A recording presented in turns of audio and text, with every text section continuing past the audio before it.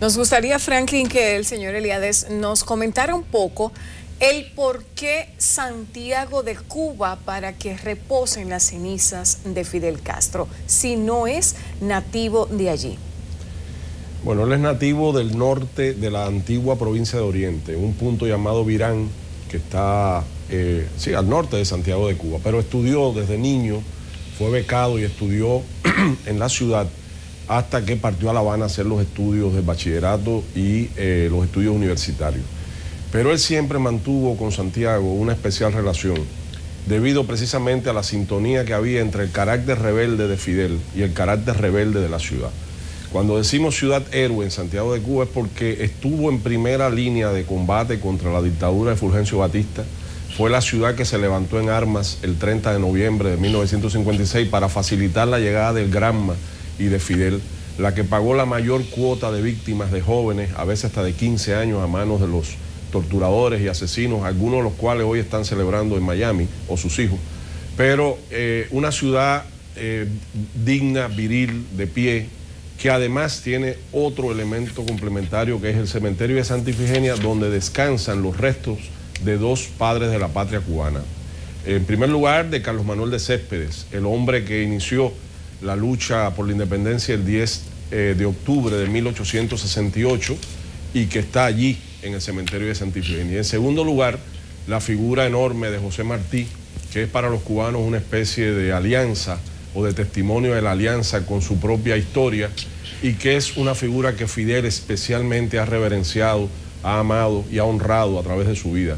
Recuérdese que cuando asalta el cuartel Moncada el 26 de julio de 1953, en esa ciudad dijo que el autor intelectual de aquel asalto había sido José Martí, y que él estaba seguro que de haber logrado tomar aquel campamento militar, los santiagueros se hubieran unido en masa a la lucha y quizás nos hubiéramos ahorrado años de esa oprobiosa dictadura. Señora Costa, haciendo un poquito de referencia al contexto histórico pasado de cómo Fidel Castro, en qué momento de la vida latinoamericana y mundial, Fidel Castro toma la iniciativa de emprender una lucha desde las lomas.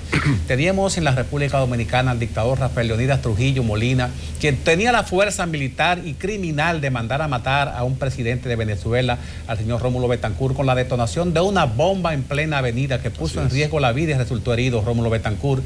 Teníamos en el Paraguay a los Stroessner, teníamos en Nicaragua a los Somoza, teníamos en Haití a Papadoc Duvalier.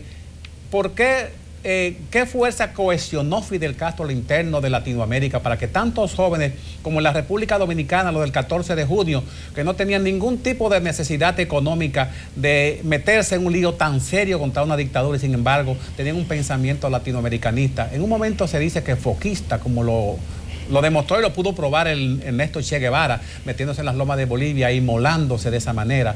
¿Qué era lo que cohesionaba? ¿Cuál era la mística de ese momento? Mire, el momento era dramático. Estamos hablando de un momento en América Latina de predominio de dictadores como los que usted mencionó, que incluso mataban fuera de la frontera, porque recordemos que Trujillo mató hasta en Estados Unidos, el secuestro de Galíndez, Andrés Requena y muchos más, Sergio Bencope y muchos más. En Cuba mató también, secuestró y desapareció al líder Mauricio Báez, y en el 55 fue apuñalado y muerto en La Habana Pipí Hernández, uno de los dirigentes fundadores del PRD, que por cierto se fundó también en La Habana. Ante la imposibilidad de resolver por la vía democrática, por la vía de las urnas, por la vía del respeto a la voluntad mayoritaria, ante la presencia de tiranos sanguinarios que precisamente muchos de ellos habían llegado al poder pisoteando la voluntad popular y sentados sobre las bayonetas, ante la actitud de los Estados Unidos que lejos de favorecer salidas democráticas, favoreció y apoyó a esos tiranos, la juventud más pura de América Latina en aquel momento optó por la lucha armada como única forma de solucionar. Si usted me dice a mí que alguno de estos revolucionarios era un fanático violento, propenso a matar o a morir por estas causas, yo le digo que no. Estamos hablando de jóvenes normales como nosotros, como cualquiera, que de pronto se ve ante un callejón sin salida, tiene un sentido del decoro, un sentido de la dignidad y un sentido de la rebeldía, como tienen los jóvenes, y es capaz de sacrificar su vida y sacrificar su tranquilidad con tal de buscarle solución a los pueblos.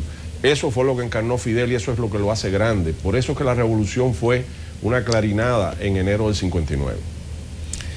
¿Qué tanto puso en riesgo el gobierno de Fidel Castro allá en Cuba cuando aceptó como un sembrador de ilusiones desde el punto de vista de lo más sublime del sentimiento de independencia?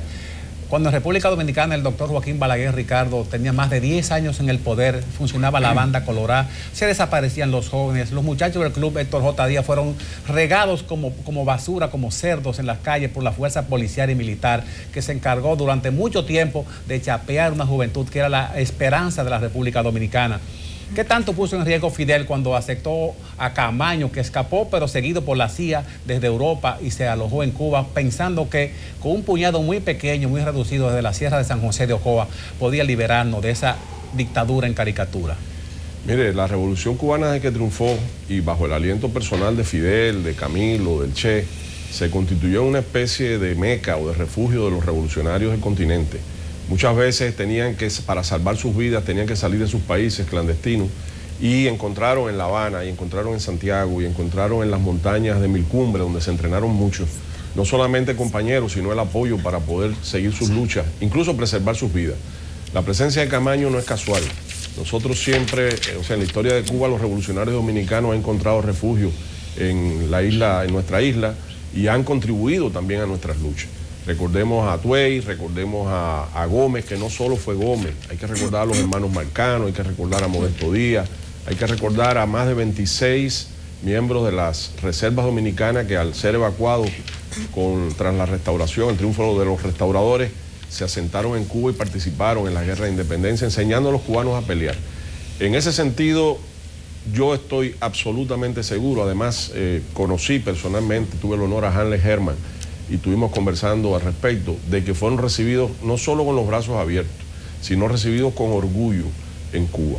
Y se les dio todo el apoyo posible en momentos en que la rápida situación cambiante de República Dominicana y del mundo hizo inviable un intento como el de Camaño, pero a pesar de eso se respetó la decisión de Camaño y se le dio toda la ayuda posible.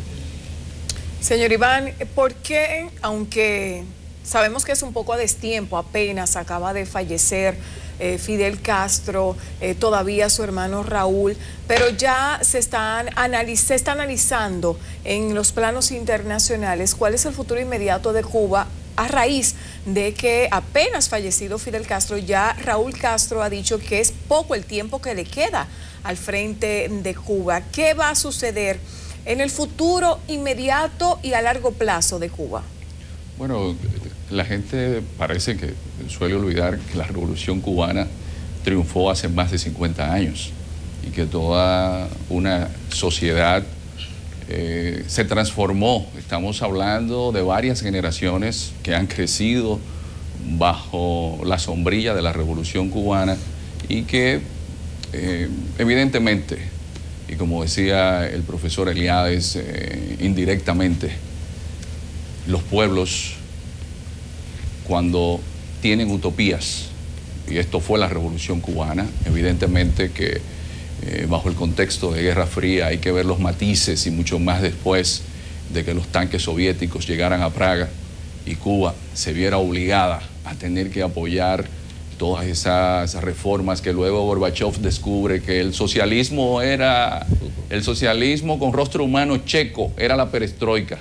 Pero primero se habían aplastado a los checos y la Revolución Cubana, evidentemente, para sobrevivir, tuvo que seguir las líneas de Moscú. Y es que, como en su momento Pedro Sarria, al tomar a Fidel prisionero, había que fusilarlo y él dijo: deténganse, las ideas no se matan. Y hay una gran equivocación con relación a Cuba. Mucha gente dice, bueno, es que Cuba era comunista. Pues si Cuba era comunista, cuando cayó el muro de Berlín e implosionó la Unión de Repúblicas Socialistas Soviéticas, Cuba estaba llamada entonces a desaparecer. Pero hay un anclaje que tiene la Revolución Cubana y que mucha gente pasa por alto, y es el pensamiento martiano. Es decir, la Revolución Cubana no fue una revolución que se hizo bajo lo que es el pensamiento marxista, como muchos creen, sino que, como lo dijo Fidel, yo soy un martiano, y es Martí quien me ha inspirado a mí a llevar a cabo todo este proyecto. Don Eliades, sin lugar a duda que Cuba poder seguir transitando dentro de la sobrevivencia económica con el aislamiento que mantuvo durante mucho tiempo el Estado americano, sin el padrinazgo y el apoyo de comprar el azúcar al precio preferencial que tenía la Unión Soviética hacia Cuba, una forma indirecta y directa de ayudar a que aquella economía no sucumbiera. La solidaridad del presidente Hugo Chávez Frías, que también falta, y aún teniendo precios preferenciales en el petróleo, y uno quizás que ni se cobra como parte del apoyo a la política cubana. ¿Cómo se va a sostener el régimen cubano sin ningún tipo de respaldo de un sector poderoso del universo? Mire, esa pregunta ha sido puesta sobre el tapete, sobre todo a partir del fallecimiento de Fidel y el ascenso al poder de Donald Trump y sus amenazas de que va a hacer retroceder los avances que se tuvieron con la administración Obama. Lo primero es recordar, como bien dice Iván, que la Revolución Cubana tiene 57 años. Yo no conozco ningún modelo de revolución en el mundo y hice un estudio reciente de qué estaba pasando con cuatro revoluciones 57 años después. Examiné la mexicana, examiné la norteamericana, o sea, la independencia de las 13 colonias, examiné la rusa, la soviética y examiné la francesa. Las cuatro, 57 años después, se habían separado de sus ideales iniciales y estaban derivando hacia sociedades autoritarias de derecha y reaccionarias, incluso con un alto grado de represión interno. Digamos, en el caso de la mexicana, la masacre de Tlatelolco coincidía con los 57 años, o sea, un partido y una revolución surgida del pueblo que luego volvió sus fusiles contra el pueblo. Entonces, la Revolución Cubana está mostrando un caso, por ahora, no repetido, y ojalá que se imite, de cercanía y de sintonía con el pueblo.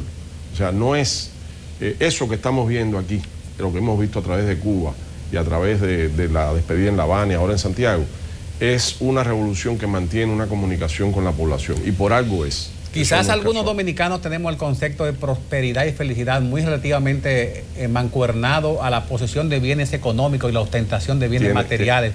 Creemos que nadie es feliz si no tiene un carro último modelo, prieto, bien encerado, si no hace ostentación de joya y una cuenta bancaria, cosas que muchas veces corresponden con la miseria y frustración de mucha gente que cree que aparentando lo que ha conseguido de manera irregular es feliz. ¿Cómo es feliz el pueblo cubano sin que mucha de su gente esté en la capacidad de tener aquello, simplemente viviendo con la humildad que le da la precariedad? Mire, mi madre, que visitó antes de morir República Dominicana, que estuvo en la plaza, no en esa plaza, porque esa plaza es nueva, en lo que es el Parque Céspedes, frente al Ayuntamiento de Santiago, el 1 de enero del 59, cuando Fidel entró a la ciudad y le habló al pueblo. Ahí estaban mis padres entre el pueblo. Y mi madre decía que ese fue el día más feliz de su vida. Y mi madre recordaba aquí, viendo eso que usted dice, la opulencia de algunos, pero la miseria de otros, decía que nosotros fuimos humildes, y sus hijos, y nuestros compañeros, y el pueblo que ella conoció, fuimos humildes, pero fuimos felices. Nosotros no estábamos anhelando lo que no teníamos, y nos basamos sobre todo en formas de vida que tenían que ver el saber, el conocimiento, la solidaridad, la compañía, el conversar, el compartir sanamente. El cubano también necesita mejoría en su vida material. Eso es un tema pendiente. Ahí juega un papel perverso el bloqueo norteamericano, que todavía está vigente, errores de la revolución, errores económicos también, modelos de gestión que no han funcionado debidamente, burocracia. O sea, en ese sentido, nosotros la actitud que tenemos es una actitud crítica hacia los errores y de apoyo hacia las virtudes. Por lo tanto, yo creo que una de las cosas que se impone en el futuro inmediato, y por ahí se va transitando, sobre todo ha sido énfasis el gobierno del general Raúl Castro, ha sido el de propiciar cambios paulatinos, cambios que no se vayan de las manos, en el sentido de que no generen consecuencias desastrosas que solamente irían a la larga contra el pueblo cubano, y que puedan mejorar la calidad de vida. Por ejemplo, sé que se está trabajando para unir las dos monedas. Me hablan de que a principios de año, en los primeros meses, se producirá. Eso aliviará mucho la situación del pueblo cubano. Y claro, la felicidad no pasa por tener el carro de último modelo. Usted puede tener el carro de último modelo y ser el hombre más solo y más infeliz del mundo. Así es. La felicidad pasa por tener un sentido de la vida, un sentido de pertenencia con tu pueblo, con tu nación, tener sentido del honor, tener capacidad de sacrificio y solidaridad. Eso que dice la Iglesia y que también dicen los revolucionarios, yo creo que por ahí es por donde va el futuro de la humanidad.